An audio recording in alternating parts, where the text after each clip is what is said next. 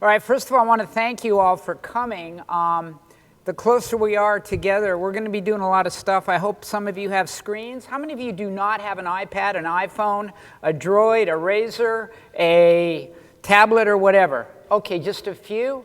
All right, if you guys could get next to somebody that has one of those, we're probably going to be doing some hands-on stuff in LinkedIn and Simply Hired and Indeed and other websites. So if you don't mind, locate someone that can get on the internet. Hey, this is Berkeley, man. Everybody's on the internet. Okay, if you don't, it's not going to kill you. But it would be good if you had access to the internet or were near somebody who did. Or maybe somebody can volunteer and go up on the podium and do it. All right. Developing a job search plan. We are going to talk about two things: how recruiters find you and what recruiters do. And then we're going to go from the other side and show you how to make yourself a wonderful, beautiful, bright, well, if any of you have been fishing, you ever heard of power bait? We're going to show you how to make yourself a target that all these recruiters all over the country can see and find, whether those recruiters are internal recruiters, like Bruce Maddos's people, or whether those recruiters are external recruiters, wherever they may be. Okay, why did Mr. Maddos pick me? Beside the fact that I'm old, and he was once in one of my training classes. For those of you that don't know Bruce Maddos, he's the only guy in the room with a tie and a white shirt. Bruce handles recruiting for this wonderful institution. He is a recruiter, and he can relate to the things that we're going to be talking about. If you have any questions, we're all going to be inviting him to be in our LinkedIn networks at the break. So you will all have a chance to get close to Bruce. So he picked me. I currently am a recruiter. I recruit recruiters. I find recruiters to work for Cisco, Microsoft, GE, various other places. And my job, I get paid for picking the recruiters who know how to do the stuff that I'm going to be showing you. So what I do is I recruit recruiters. I also have trained recruiters. He was kind of an average student, is over there. Bruce was in one of my training classes. Well, not before most of you were born, but before some of you were born, a long time ago. So I have trained recruiters, and I recruit recruiters. So I've said the R word now about 50 times, but that's why Bruce has me here, to show you guys how recruiters work, and then to show you how you can become visible and accessible to recruiters. Because everybody in this room is probably going to change jobs or careers a couple times. If you're my age, I've done it 4 times. You're going to come in contact with some kind of a recruiter, unless you are a really, really good networker. And we'll talk about that as well. But everybody at some point in time is going to touch a recruiter or a company that has recruiters. Okay, why we're here. We're going to learn how corporate recruiters recruit. And then we're going to get tactical. We're going to turn you into power bait so that recruiters can find you. One of the things that you need to become is visible, and we will talk about how to make yourself visible, both to external recruiters and internal recruiters. It's very important that you put the right signals out there and you make yourself visible. And I'll show you ways to do that, and if we get lucky, maybe I can actually have a guest speaker. All right. Let's do a little exercise. For those of you that aren't familiar with recruiters and don't interact with them very often, recruiters, if you can use your basic Merriam-Webster skills about what the word means, recruiters do stuff. They are business people. They follow a process. Most business people follow a process. Real estate salespeople, they market, they contact people. They have a regular process that they follow. Data analysts have a regular process that they follow. Architects and doctors have business processes that they follow. So, FQCPP, These are the 5 basic processes that recruiters with computers follow. So what I'd like you to do is, in your mind or on a piece of paper or on your, smart guy right there, man, I'd like you to see if you can guess what those 5 letters stand for. Because they are what recruiters do. Recruiters internally, recruiters externally, recruiters who recruit you sitting in India. Recruiters do these 5 things. See if you can guess what they are. Because once you have an understanding of FQCPP, you will understand how to get yourself into the job market big time, and your job search will go much, much more smoothly. Anybody want to take a guess at what the F stands for? Fine. Well, good. Okay, man, we're 1 for 1. What about the Q? Quality. You got the first 4 letters right. Good. What? Who said qualify? There you go. Qualify. What about the C? C? Anybody? Career. Close. Candidates? No. The C? Do we want to have some wagers? Want to do a little lottery? No. Okay. No? Okay, we'll get to it. Okay, what about the first P?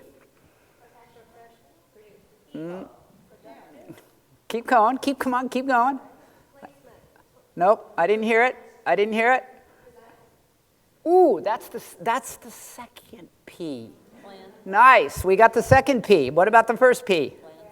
Plant. Close. All right, we'll get to it. You guys are getting interested. That's a good sign. First sign of the presentation is going well. Okay. Remember, to make yourself visible to recruiters and to make your job search easier, you understand thoroughly that recruiters are recruiters. They are not hirers. When Bruce's team finds a person, the best, say he needs a campus police chief, all right? And he finds the best freaking campus police chief that's available in the United States. This person isn't even looking for a job. One of Bruce's guys pries this young lady out of her job somewhere, and he finds the exact perfect candidate. Does Bruce go, here's your contract, sign at the dotted line? Who does that?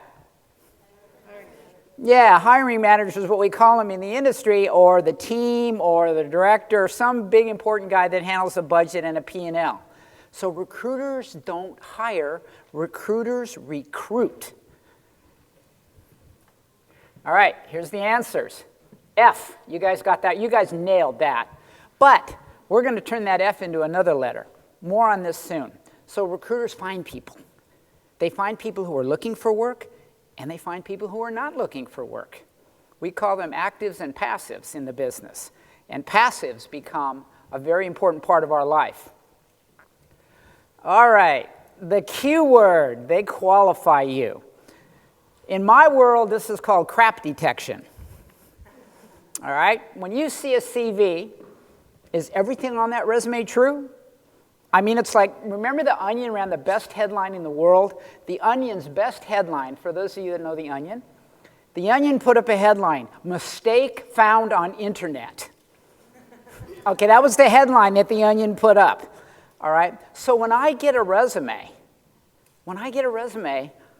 how do I know that that guy really had a bachelor's degree from the Berkeley of the East, that little college that started with an H?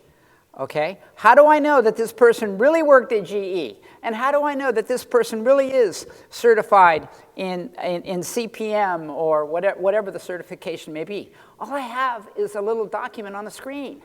I don't know anything about it. All I have is a piece of paper. And hope that paper represents a living, breathing, eating, drinking human being. But I don't know if it's true. So one of the things recruiters do is they qualify you. They qualify you 2 ways. Number 1 is, what's on the resume true? And number 2, do you have the qualities that might fit the job? So that's what recruiters do. They qualify. And believe me, we get a lot of resumes that have some pretty cool things on them. Some of them true, some of them not true. I could tell you story after story, but Bruce has some more recent and better ones. So that's the Q. Okay, here's the C word, and this is important because this is about the recruiter, but it is also about you and your job search plan. Is anyone in this room an indentured servant with a contract? Is slavery still legal after the 13th Amendment? Do you have to take every job that's offered you? Okay, this has got two sides to it. The first thing the recruiter is going to do is sell you. He's going to say, you want this job.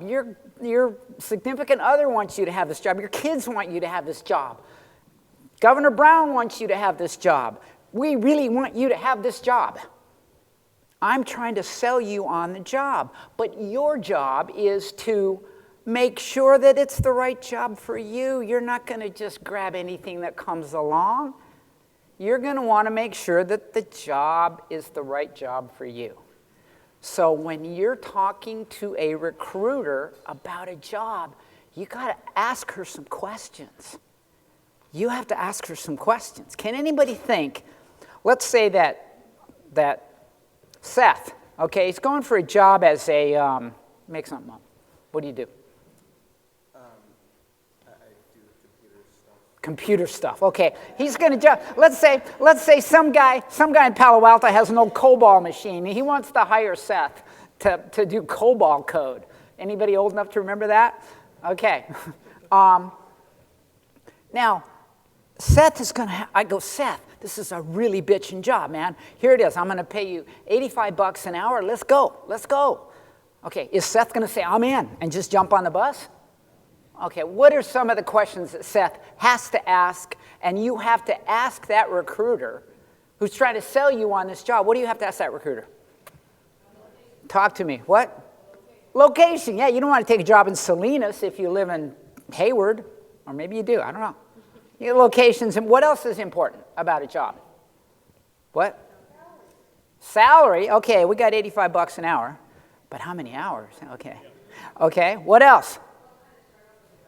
Who said that? Yeah. What kind of? Beautiful. What kind of turnover?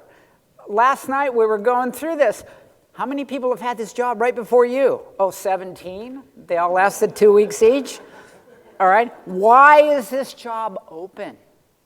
Why? Why do you need me to come in and do COBOL for you? You got a bunch of old big iron or something. Okay? That's an important question. Write that one down. Lori told me that last night. It's completely slipped my mind. Why is this job open? Who was in there before me? And why are they no longer there? Okay? Those are important questions you need to write as part of your job search. Because remember, how does a recruiter get paid? Does anybody know? Yeah, when you hire people. So I want to maximize my chances of hiring people so I can make enough money to send my kid to Berkeley if they get in. Okay? So you should understand that you have some rights in this process as well. And you hear all this crap about there's 7,000 applicants for every job, and there's this and there's that. But it doesn't matter because you come first. Be selfish about this. Find out as much about that job as you can. What else do you need to know about that job? I'm sorry? Is it a good fit? What does that mean? Like size 9? No. What does it mean? Match with my skills. Match with your skills. Good. Okay. Culture of the company. Yeah. Okay. How many of you guys that have 2 kids and have been working at home for the last 4 years are going to apply for a job at Yahoo? Bruce is going to hire a bunch of guys with those big sandwich boards and those waving signs, and he's going to put them out in front of Yahoo. he's going to put his recruiter's email address on there.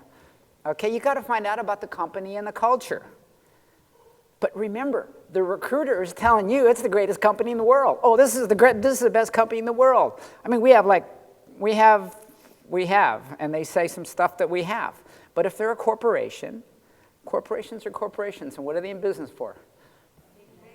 Yeah. So you got to understand. You need to ask those things, and the culture fit is excellent. What's another thing you need to ask? Somebody give me the B word. Who said that? Point, extra lottery ticket. Benefits. Okay, until we go to single payer in this world, you're going to have to know about the benefits that the company offers. Okay? And companies offer every conceivable kind of benefit, but companies are in business to do what? So what do they try to do with you at the outset? Yeah, I mean, remember, Bruce, when we were running the staffing agency and the healthcare benefits and all that stuff, the first thing we wanted to do is not have to pay benefits to anybody because it kills your profit. So you need to ask pointed, direct questions about benefits. I'm hiring a guy named Gary Weller right now to work in Chicago. And the first thing Gary asked me after they gave him the offer is, show me the benefits, show me how much they cost, show me what kind of PPO versus a HMO versus a DMO, show me if they have dental and vision, all that stuff. It's painful. It is, ugh, I hate it. But you need to know what it is. You need to know going in. Because you're going to sign a piece of paper, and you want that piece of paper to have everything on it that you want to have on it. Like I said, you are not an indentured servant. And you are not a commodity. But what do they call people in companies now? Anybody know what they call people in companies? They used to call them employees, but you know what they call them now? Starts with an R. Does anybody know the word? Resources. You guys are now, I'm a resource. What the heck is a resource? When I was growing up, resources were like oil and gas and hydroelectric and water and minerals. But no, resources are us. They call us resources now. That shows you the kind of thinking that's going on in corporations. But at the end of the day, if they don't hire the right people, they're not going to make any money anyway. And some of them have figured that out. So remember, you need to find out about benefits. What else do you need to ask that recruiter? The company's mission? Yeah, that's good. That's good. Any more? I don't know what all the questions are, because I'm trying to close you. I want to get you wrapped up quick and get you right out in front of that hiring manager. So, you know, the fewer questions you ask, the happier I am. But that's not the case. You need to ask questions and ask them hard. When I'm recruiting candidates for a bigger job, I actually have them contact other people who are working at the company and other people who are there. And I have them get as much G2 or as much information on the company as I can. But just remember, a lot of people go into their job search thinking that they're like, okay, I'm the beggar and that you're some kind of guy I'm asking forgiveness for. It doesn't work like that. It doesn't work like that at all. You have rights and you need to know that. Okay, so C is closed. What was the next? Now we got the double P's. Somebody nailed the second one, but here's the first one. Package you. When you go for a job, if I was up there, I could actually show you some actual ones. During the break, I'll show you. When you go for a job, the recruiter is going to put you in a package. He's going to take Seth and he's going to make him look like he took a COBOL class last year. Okay? He's going to make him look current, attractive, and he's going to make him match what we in the business call BQs. Do anybody know what a BQ is? A BQ. Say again? Close. What? Basic qualifications. Yeah. Are you in the biz? No? Okay. Basic qualifications. All right. When you look at job descriptions, if you have the patience to look at job descriptions, which are now all written by attorneys, by the way, if you look at job descriptions, they have all this stupid gobbledygook in them. But somewhere in that job description, a hiring manager, a guy who's going to make the decision, remember, recruiters are not hirers, recruiters are recruiters. Some guy that's going to actually cut the deal and has the ability to say, has put together what we call BQs, basic qualifications. And basic qualifications are stuff like what? What are some basic qualifications? Education, yeah, high school or equivalent, bachelor, whatever. What are some more? Experience? No, experience wouldn't be a basic qualification, although you could say 4 years of experience as a, or 4 years of experience in. That would be a BQ, because it would have a number. BQs usually have numbers or certifications. Yeah, certs. What are some more BQs? Yeah, typing skills. Any measurable quick skill would be a basic qualification. For an executive, one of the basic qualifications may be has closed deals of $100 million or more. Right now I'm looking for a program manager, and I can only present people that have managed programs that were $150 million and up. So those are basic qualifications. And we know what these are, we know what they look like. So when the recruiter is packaging you up, The recruiter's going to have a little piece of paper called a, what do they call them, Bruce? Screening form. We call them screening forms, cover things, cover sheets.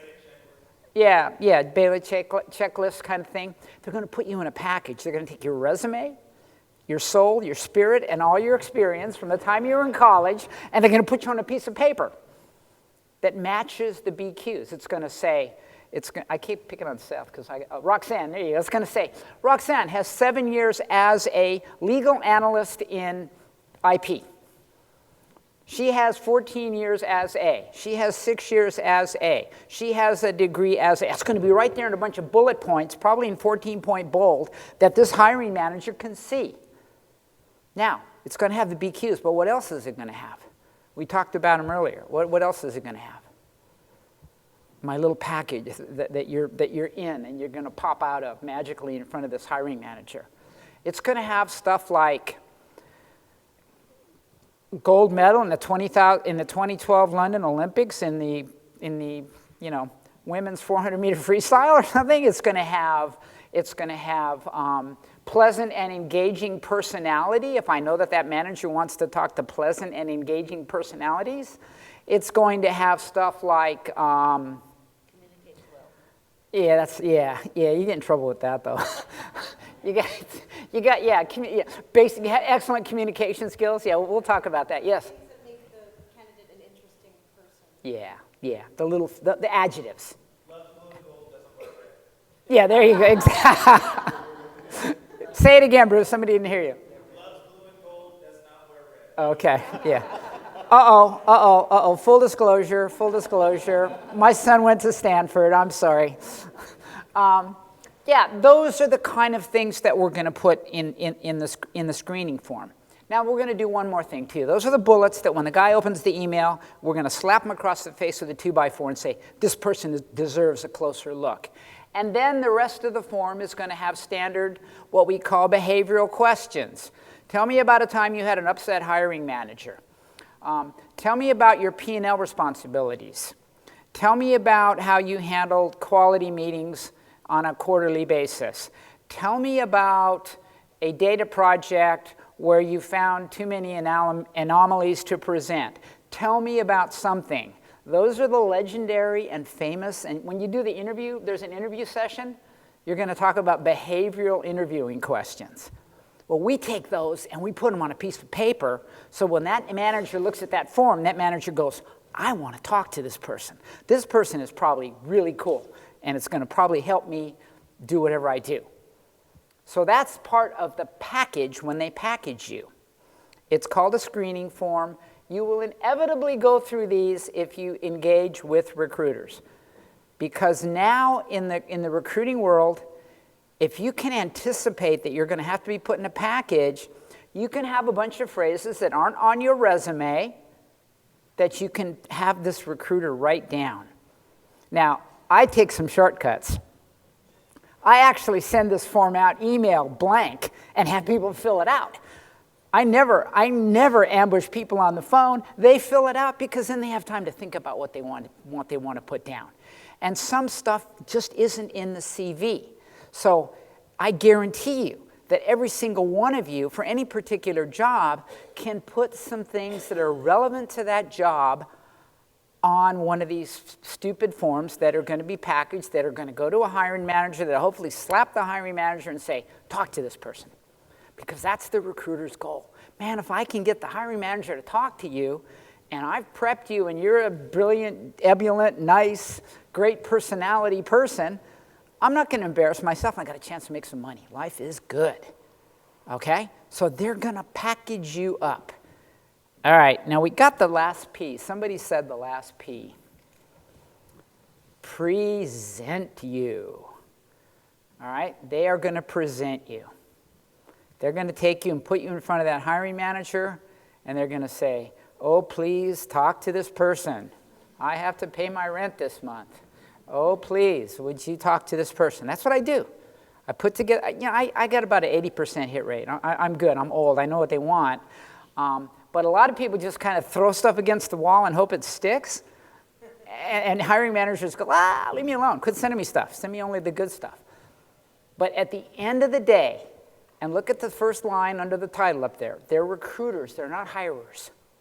So they're going to do everything they can to close you, to make this job, to make you look perfect for this job. When they're at the PP stage, when we're doing PP, they're on your side, okay? They're on your side. At the PP stage, they want you to get this job.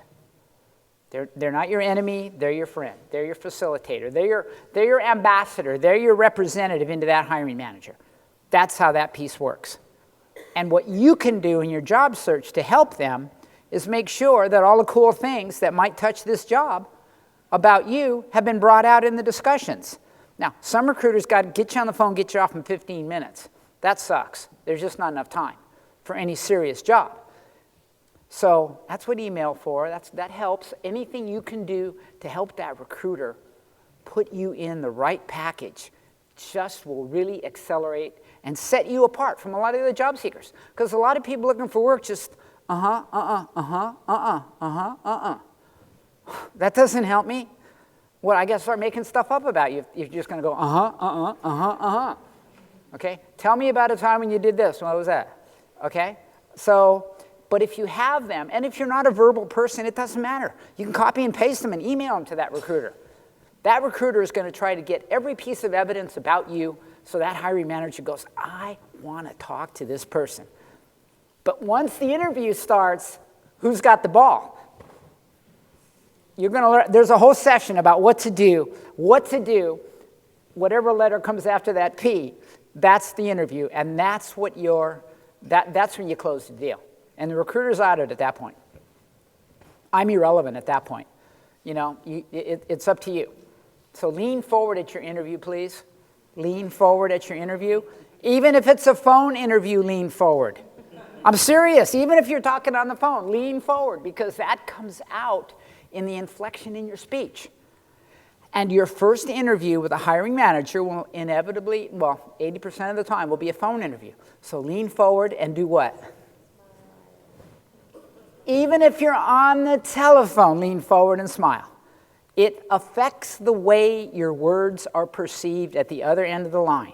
And every single hiring manager around, any HR people in the room? Anybody in HR?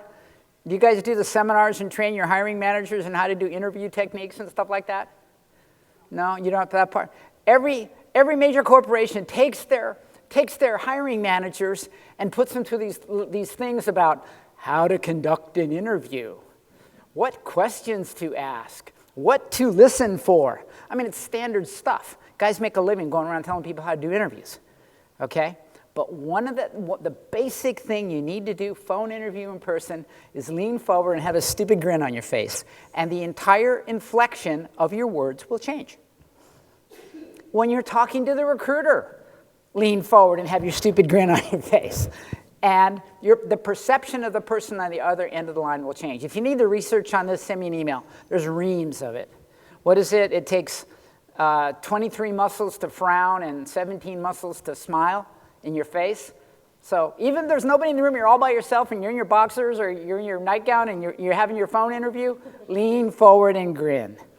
Okay? Write that one down. Maybe you'll remember that one. Okay. Let's go. How long have I been going? If you need a break, just raise your hand or something. The restroom's right around the corner.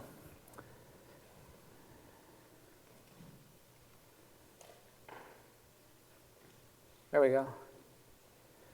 All right. Now we're going to talk about the F word. The F word.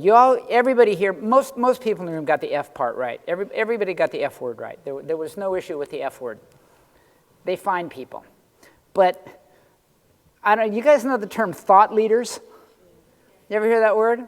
Our company has got it. Our directors are thought leaders. And okay? Well, some guys in the thought leader world decided that, finding people was kind of a stupid word. So they actually have the audacity to turn a noun into a verb. And if you're using this verb in Microsoft Word, what color does it turn when you got a grammar mistake? It changes the word around. It's insane. So we have created in our world our own little echo chamber, a la Fox. We have created our own language. And the word is sourcing. And I was talking to Bruce on the train on the way in right now. And recruiting has now become bifurcated. You have people who specialize in finding people under rocks and who also specialize in grabbing that big, bright piece of power bait that makes you so visible in the job market. We have people that specialize in that. So what it's called, and I even found a new word for it. Somebody had a blog out there the other day that said pursuitology. Did I say that right? Yeah, a new discipline. But this is where your career search starts to get real. And this is where you can really make a difference, okay? This is where we're going to talk about going fishing or going hunting. And you're going to be doing both. You're going to be, I hope there's no gun control crazies in here, but you can hunt with a bow and arrow or a slingshot. We're going to be going fishing and going hunting, and the objective is to make yourself visible to recruiters.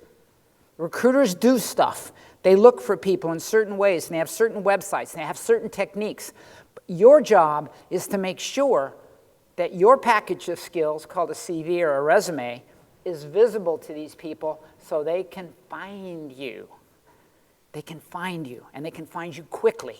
Because the quicker you get in that queue, the more time they're going to spend on the FQCPP, on you, because you're in the queue first, and they want to fill a job, and then they want to go on to the next job so they can make more money. They don't spend their whole life on one job. Some have 30 jobs at one time they're working on.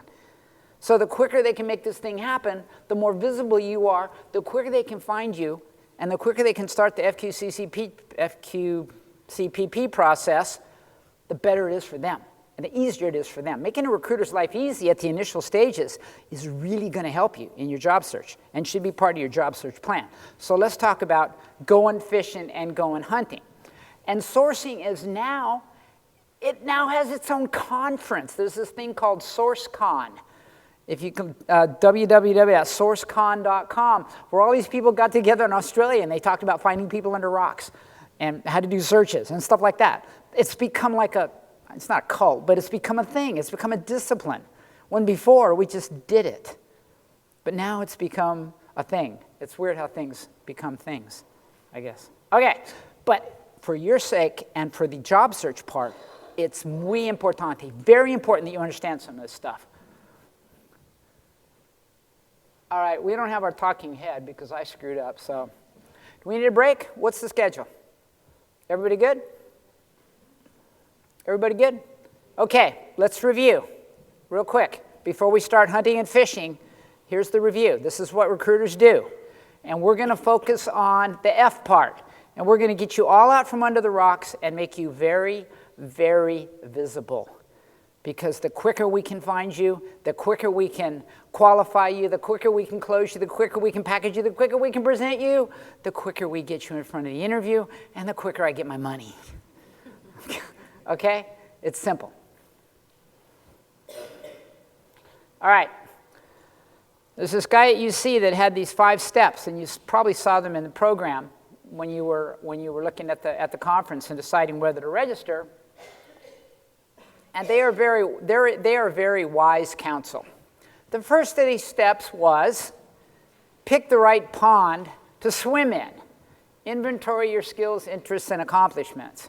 I'm not going to go for a job as a data analyst, as a reporting analyst, as a computer programmer, because I suck at math. I got to trig in high school, and that was it. That was painful. So I'm assuming that everybody here knows what they want to be when they grow up, at least for a couple of years. Because remember, we're all going to change jobs. So you got to go after the right job. You got to go after the right job. So what I want you to do now, if you're online or you've got a screen, go to Indeed.com or simplyhired.com, and we can start looking at what the job market looks like anywhere in the country. Anywhere in the country. I guess I could do this up on the screen, couldn't I? We got Wi-Fi here? Can you do it? Yeah, get me on Indeed. Could you? Oh, you can. Okay, see if you can get it on Indeed.com. So if you're near somebody that has a tablet, go on Indeed.com, and here's what I'd like you to do. I'd like you to put in your zip code and then put in a job. If it has 2 words, put it in quotes. And what you're going to find on Indeed.com is how many jobs have been posted on Monster, Career Builder, Craigslist, hot jobs, yellow jobs, green jobs, local jobs, plumbing, whatever it may be. Indeed.com is what's called a job aggregator. Indeed.com goes out onto the web, grabs a whole bunch of, grabs all these job boards, and then aggregates these job postings. So, unable to connect to the internet, that's okay. The guys down in the flats, they have all the Wi-Fi. What Indeed.com does, and what you can do right now with Indeed.com, is you can see if the job you're looking for is popular and what the labor market looks like for your particular job. You can do the same thing with Simply Hired. But go online right now, and if you don't have a tablet or a screen, get next to somebody who does, and go to Indeed.com or SimplyHired.com. You on it? Yeah, what job you pick? Admin system. Yeah. How many did you get? I got 16 jobs. 16 jobs. Okay. Try to open that up to admin assistant or admin splat assistant. Change the search terms around. Put an asterisk after admin, and then you'll get administrative and all that other ones. Put it in parentheses too. Try some jobs. Does anybody have a job they want to share? And see how many hits you got? I think I put in executive admin with a splat last night and got, 7,000 or something like that. I just put in the zip code. Yeah. And there are 30,577 jobs. Within how many miles? I didn't say how many miles, but It probably 20. San Francisco, Yeah, it probably defaults to 20 miles. 37,000 jobs within 20 miles of the zip code, okay? That's a pretty rich job market. If you go to Akron, Ohio, or type in the zip code for Akron, Ohio, I don't think you'd come up with 37,000 jobs. Maybe you would, I don't know. Okay, but pick a job that you're interested in and go, oh, we're there, all right, we're close. And go to, you guys got a screen? No. Okay, you can be first up. I'm going to watch. Yeah, you can be first up. But the thing is, I'm interested in staying at the university. Yeah, you can go to the internal university website. This is just external. But I'm just trying to teach people how to get a flavor of the job market as a whole. Does anybody have another one they plugged in?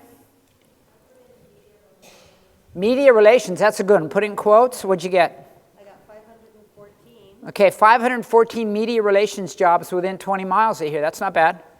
That's not bad. Now, we can show her how to apply for every one of those.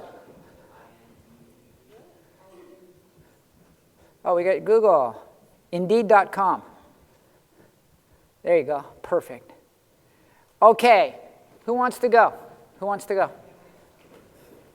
Lori, you want to do it up there? I'll do it. You want to go up there? Okay. Give Lori a job title and a zip code. Anybody, raise your hand and go for it. Ooh, that's good. Put it in quotes.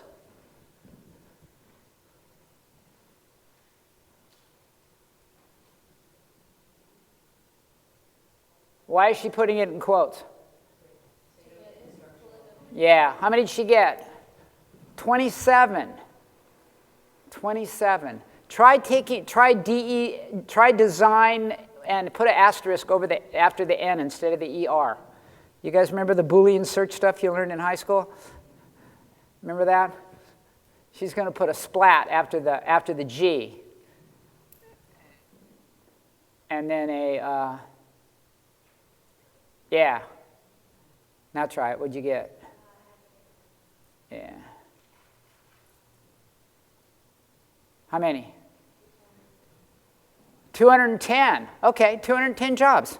210 is a fair amount. Anybody have another one they want to try?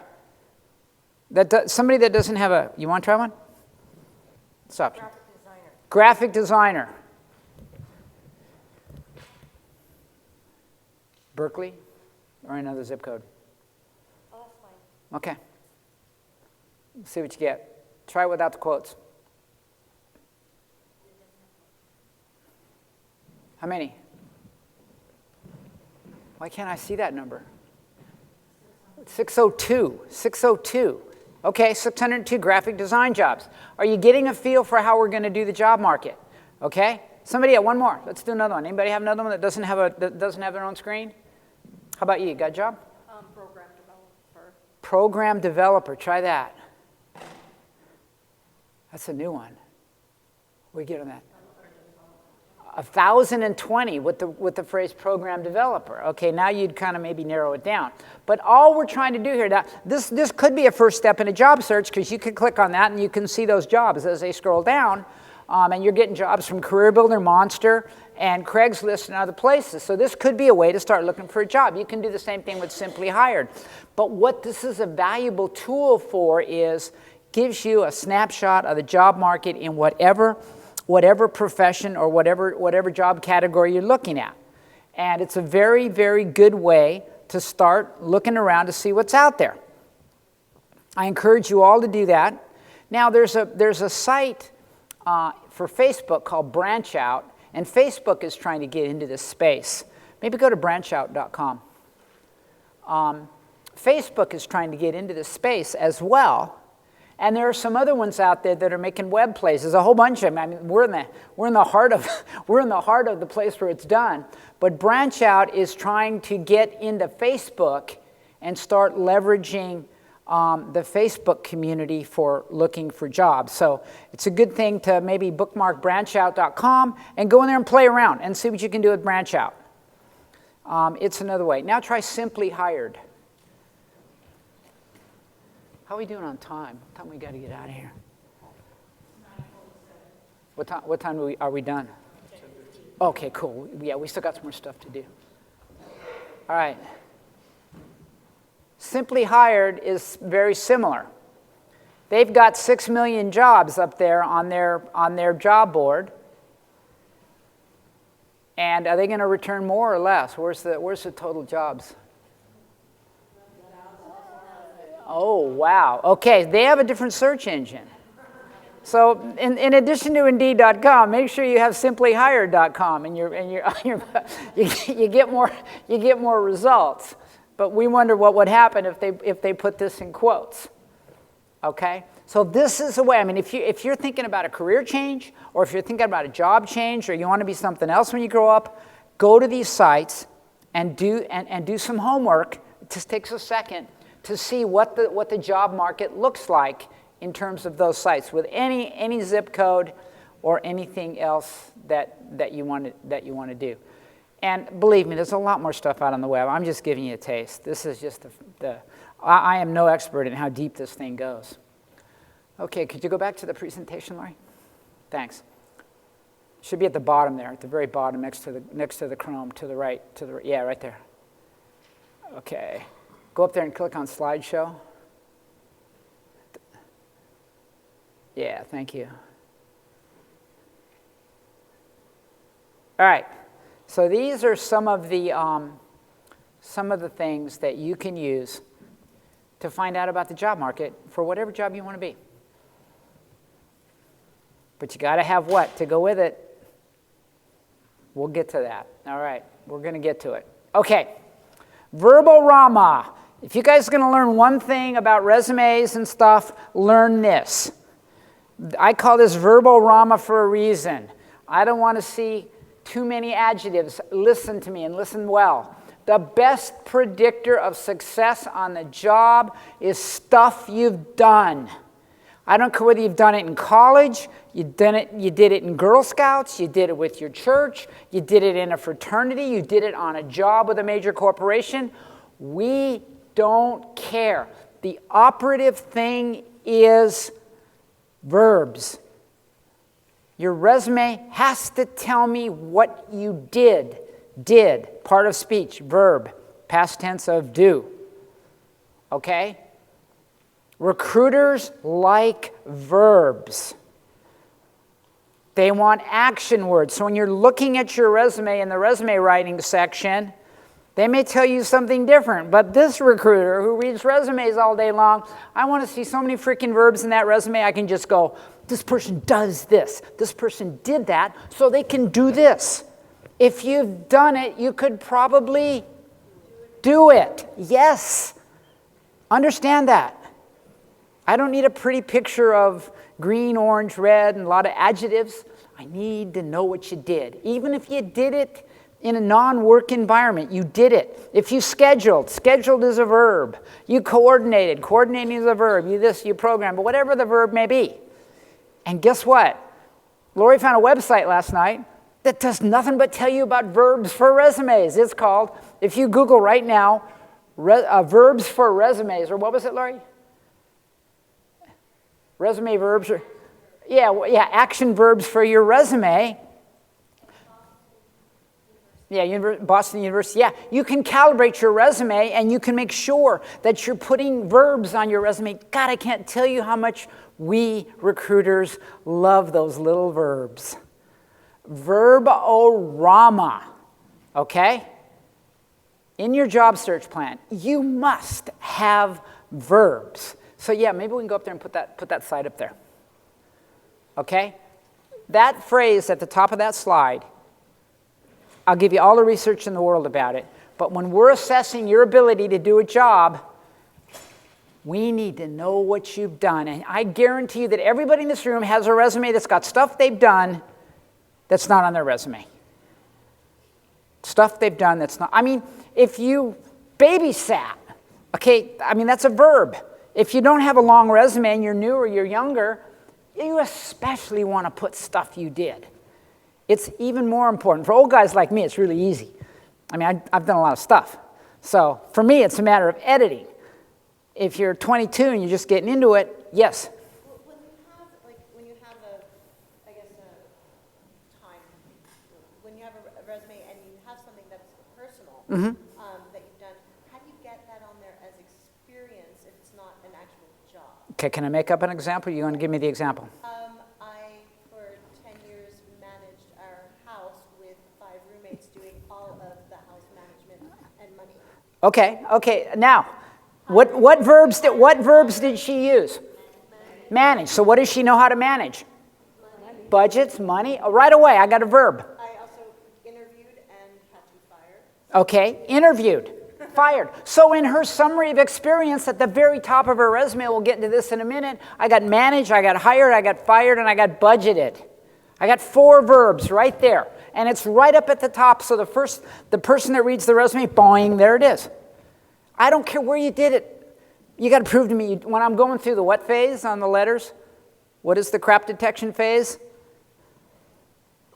Qualify. When I'm going through the qualify, I'm going to say, well, tell me about how you managed your budget. And you're going to tell me how you managed your budget. Tell me how you manage those people. And you're going to tell me. And if one of them is part of a BQ or close to the job description, I'm going to write it down and put it in your package so the hiring manager can see that, okay? Here is a website that's got verbs for your resume. This is really bitching. I mean, you need to go to this website and do this. Look at this. Management, look at that. I mean, there's no way those words are in my brain. So just Google action verbs for resumes or something like that, and bingo, look what you get. This is really cool. If I was doing a resume writing seminar, man, I'd be all over this. This can help you put stuff you've done. She worked in some kind of house that she had to manage stuff. It wasn't a corporate environment, but she was doing stuff. So she can nail some of these words in the summary of experience at the top of her resume, so that when the search engine is looking for her, the search engine will find her, because by putting those verbs up there, that's like power bait to a trout. Okay, that's a lure. I want that person. I'm a recruiter, and I want that person fast, and I want to qualify fast, and boom, boom, boom, I want to do this. Okay, resume action verbs. Everybody got that down? Google that, because when you're reviewing your resume in the resume session, man, that's going to help, big time. I can't emphasize how that's going to help. Thank you, Lori. All right. If you have a resume on your phone or your pad or your tablet or your drawer or your razor or whatever you got, open it up now. If you've got your resume, I need to tell you, and you're going to go to a resume writing section, but this I'm passionate about. I get a kick out of this. Okay. Resumes are like web pages. The real estate in your resume is valuable beyond belief. Because think about how people read CVs. I open up the thing on Word, and it probably doesn't show the whole page. I'll put it on page width because I'm old, right? I got to see big letters. But even if you open it up, you're not going to see the whole page. What are you going to see first? You're going to see the top third or top half of that resume page. That is bloody valuable real estate for you in your job search. That is hugely valuable. And I don't want to see your freaking address in 14 point. I don't want to see like bars and lines and tables and all that stuff. Why don't you put formatting in your resume? Why should you take all the crazy, not bolding and underlining, but why should you take formatting out of your resume? It's distracting, but what else is it? Anybody know what the word parse, P-A-R-S-E means? Yes. Go ahead, what were you going to say? It just takes up space. Takes up space. And it takes up space, and when your resume is being parsed by all these corporate websites, and when it says click upload your resume, if you've got all these Goombas all over your resume, it looks like crap when I'm looking at it. I mean, like things are spread out, and they're out of sync, and there's indents, and there's carriage returns all over the place. It drives me crazy. So when you're looking at your resume, and that real estate is valuable, it's valuable to your life. I mean, you're looking for a job, okay? Get the formatting out. Put your email and your address in, 8-point font up in the corner somewhere. I can find it. I can just copy and paste your email or click on your email address if it's a hot link. What do I want to see in that first third of a page? There's two things I got to see. If you went to college, what's the first thing I have to see? You want to get in a short pile on the left side of the desk, and you want to get out of the big pile on the right side of the desk. So I want to see that education. If you don't have the education, don't put it. If you don't have a bachelor's or better, put it at the bottom. Even if you got a bunch of certs, put it at the bottom. Okay? So education, right off the bat, goes on the top. You got I want to see that because that is a what? It's a B. For a lot of jobs, it's a BQ. It's also a PQ. What's a PQ? Preferred qualification.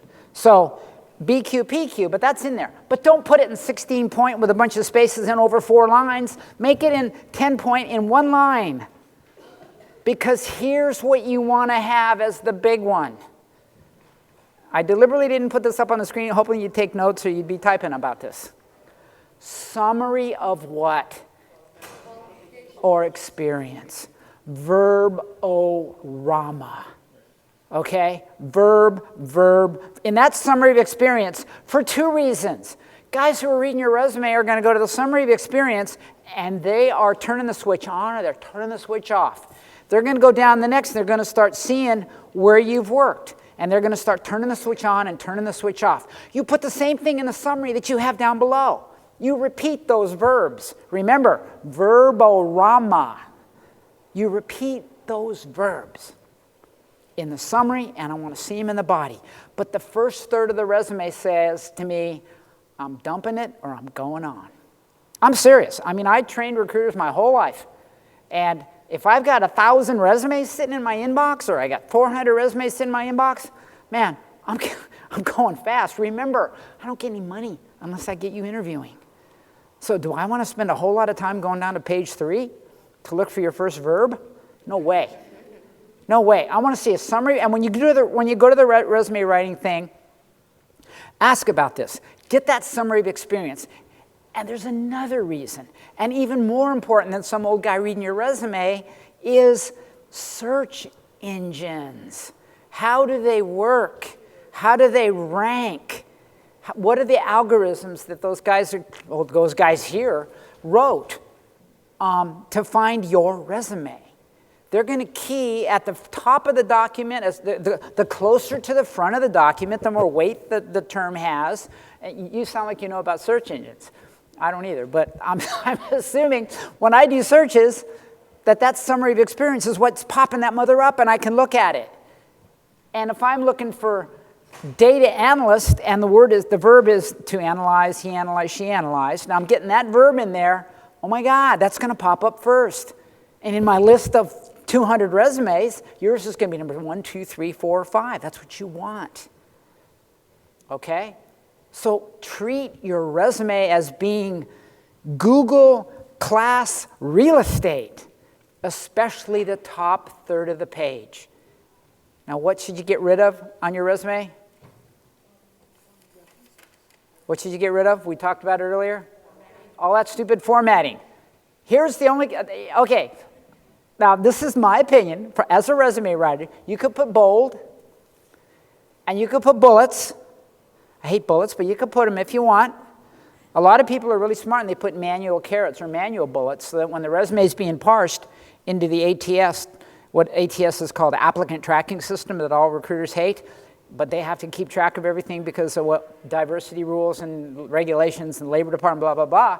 Okay, that resume is going to be sucked up into some kind of software, some kind of machine. And during the suck-up process, if you've got like color bars and tables and stuff, oh, painful. I don't know, Bruce, you might have that problem. I don't know. It's formatting on resumes is what we're talking about. System, when you put all that beautiful work into your resume, it comes over as text. Everything that you have in a box, if you have a box over here, and you have text here in the middle, it all gets blended into one thing. And it makes it very readable. If you're sending your resume as a PDF, it doesn't. Converts to text. Parsing does not work. When you have a PDF, when you're trying to save a PDF file and you click on save, it gives you an option of saving it as a PDF or text. It saves it as text. Yeah. Yes?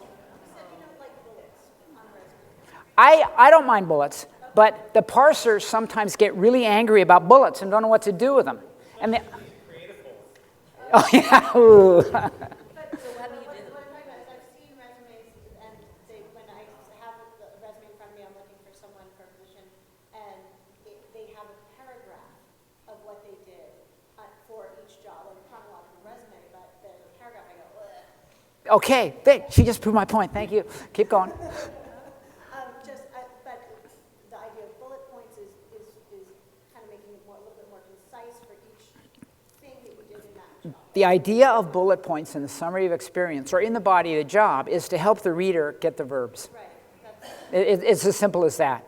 But it doesn't matter how many times you repeat them, as long as the key verbs are in the summary and in the body, because when I see it in the summary, I'm going, okay, now the switch is on. I'm going to read the rest of the resume, and I see it again in the body. Repetition is a form of, anybody software guys in the room, V&V, little verification and validation going on here.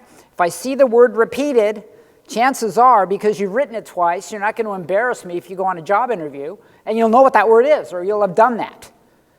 Okay? So that's where I'm going with that. So remember, your resume is valuable real estate, verborama. Write that down. That's almost as important as lines 2 and lines 3 up there.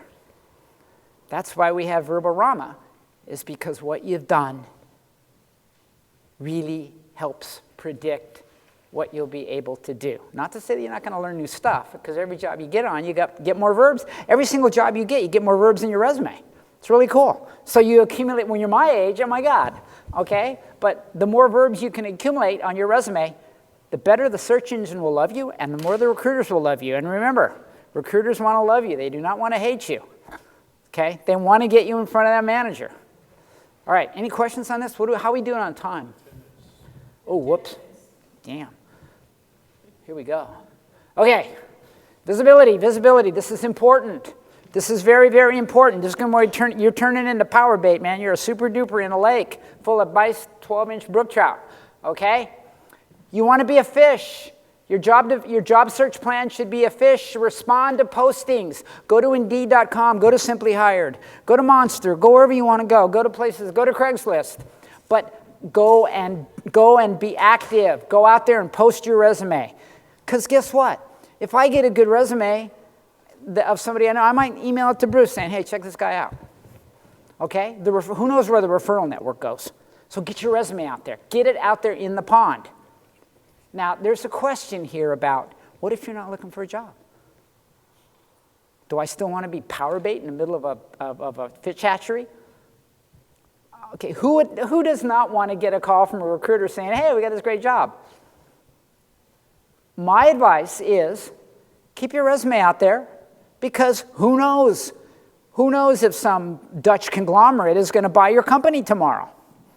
Who knows if all of a sudden they're going to say, well, this Ronstadt company is now going to take over all of our whatever, and boom, your job is outsourced. I'm sorry, goodbye. Yes? At what level do people start using recruiters? So I'm working with students who might be more green. So should, at what point would you say people start working with recruiters? Are you turned off by somebody who doesn't have a lot of experience? No, we tried to make that point. I just got done hiring 18 recent college graduates in Alpharetta, Georgia, to be sourcers, to be hunters and fishermen. They had no experience at all, but they were really good on Facebook. I looked at their Facebook and see how many connections they had on Facebook, how many friends they had on Facebook, how many connections they had on LinkedIn, and what their Twitter looked like. That was the criteria we hired these kids. So yeah, they can do the same thing. Stuff they did in school and stuff they did in their personal life turns into verbs. So recruiters don't mind that at all. Bruce just hired about the lady from the soccer with the impediment. That.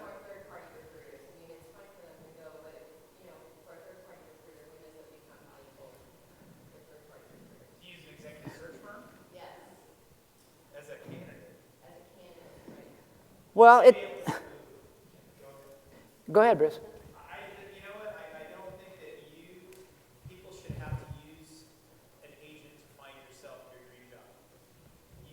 Because the other thing is here at Berkeley, I'm trying to eliminate those costs. We overspend with how we use agencies, and in the past 6 months, we've saved over $500,000 in not using $500,000 by not using agencies. I mean, he should get an award for that, or 10% of it.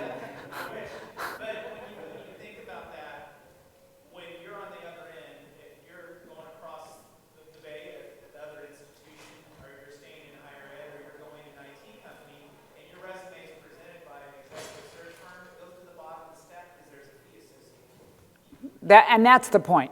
That's the point. Okay, so what you want to do is you want to be the bait. Okay, does everybody have a LinkedIn profile? Okay, get a LinkedIn profile. If we had more time, we'd all go on LinkedIn. We'd all do a LinkedIn profile. Okay, we'd all be a LinkedIn profile. Some people are putting their resumes up on their blog. Why would you put a resume on a blog? Exactly. When I go to Google, we train our people to do deep dive Boolean searches, X-rays, flipping. They do search strings on Google that are like 18 inches long, that go like 3 lines across. They do searches looking for people. They're trying to find people under rocks. You want to get out of the rock and sit on the rock. So I have a blog. Be a hunter. Twitter. When I was hiring these young recent college grads with no experience, they were following recruiters on Twitter. Go to Twitter. Go to the top of the thing, you click on Discover, and then a dialog box comes up. Type in the word recruiter and follow a bunch of recruiters. Because what do recruiters do with Twitter, Bruce? What do recruiters do with their Twitter accounts? Yep, and they post jobs. I know a guy, a recruiter, he's got like 27,000 followers on Twitter. He throws his job up there. LinkedIn. You go to LinkedIn, I have LinkedIn people that say, looking for a job as a, and it pops up in my inbox.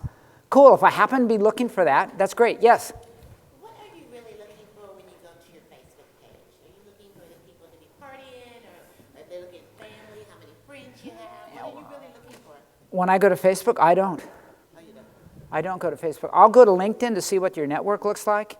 And I don't go to Facebook. Facebook to me is, In California, it's illegal to look at your real Facebook page. I can't ask you for the password if I'm an employer. But beyond that, a lot of people went to Facebook to look for tattoos and stuff, you know, naked pictures and whatever else was on Facebook. But now I think most recruiters, the first place they're going to go is your LinkedIn profile. And they're going to want to see that summary of your resume. And they want to validate what you have on your resume. But, you know, Bruce, do you guys use Facebook a lot? We do. It's just you know, if someone puts their Facebook link on their resume, then that's a license for us to go. Yeah, it's a public profile as well. Yeah, you got to understand, everybody has two Facebook accounts, or they should in today's world. You know, and that's Facebook. Okay. LinkedIn, though, is becoming the basic tool for recruiters. Bruce and I were discussing that this morning. LinkedIn is increasingly becoming the default engine where people find people. So you need a very nice LinkedIn profile, whether or not you're looking for jobs, because you'll just get a LinkedIn email saying, hey, we have a job. Do you know anybody, or are you interested? Cool, delete it. But all of a sudden you know whether you're attracting recruiters. And like I said, we're all going to change jobs. We're all going to change careers. I don't care how old you are. Stuff is going to happen, and you're going to have to be part of this pool at some point, at least, unless you can figure out a way to have somebody else pay the rent, feed the kids, and do the car insurance and all that stuff. Okay, so that's important. Jeez, I ran out of time.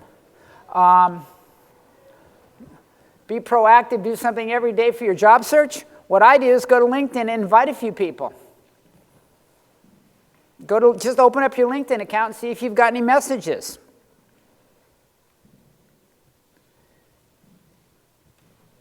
Yes? I think there's about 30 people in here. I'm hoping that I have 30 invites in my LinkedIn invite. Yeah, I didn't get to that. We ran out of time. But we were all going to go to LinkedIn, and we were going to invite Bruce Matos to connect. When you go to LinkedIn, you click on connect, and in Bruce's mailbox, up pops a little thing that says accept or not accept, and he will accept or unaccept. And Bruce, by the way, he's in a contest, so the more LinkedIn connections he has, he gets a bonus. So everybody go to Bruce Matos, Mattos. You'll see his name there under UC Berkeley, and invite him. And if we did not run out of time, and I sincerely apologize, we can go on LinkedIn and invite recruiters. Please, if you can, go on LinkedIn and just do a search for recruiters and invite them. The worst they can do is say no, because maybe they're a recruiter that does nothing but nuclear physicists. But if you go on LinkedIn and invite recruiters, it helps magnify, develop, and grow your network. All right? Okay. There were some big summary points that I got a little crazy about. What were they? Anybody, what were they? Verborama. Okay, that's probably the most important one. Okay, what's another one? Power bait. Okay, make yourself highly visible. What time is it anyway? There's no clock in here. It's time to go? All right, anybody have any questions? Wait, I got to put my email up. Have a good one, you guys. I ran out of time. That was stupid. Be sure to fill out the evaluation. Uh-oh. If you don't have one, let me know. Is it pass-fail?